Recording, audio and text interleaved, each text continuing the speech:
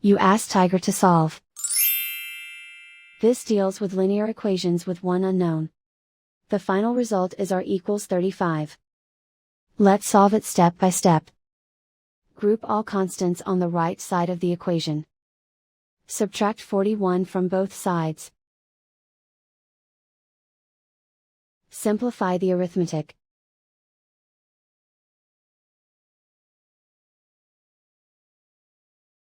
Isolate the r. Multiply both sides by 5. Group like terms. Multiply the coefficients. Simplify the fraction. Simplify the arithmetic. And so the final result is r equals 35.